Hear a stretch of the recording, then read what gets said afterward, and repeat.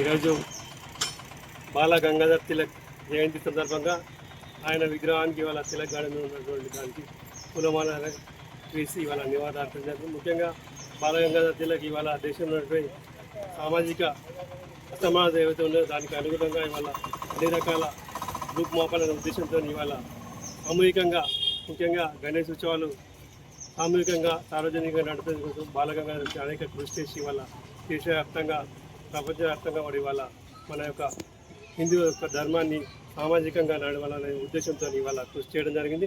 ఆయన ఏదైతే స్వాతంత్ర సందర్భంగా ఏదైతే ప్రారంభించిందో సామూహిక గణేష్ ఉత్సవాలు ఇవాళ వరకు కొనసాగుతున్నాయి. అంటే ఇవాళ వారి యొక్క ఆదర్శమే సామూహిక అయితే గణేష్ ఉత్సవాలు ఇవాళ నడుస్తున్నాయంటే వారి యొక్క ఆదర్శంగా ఇవాళ మనం ముందున్నాం.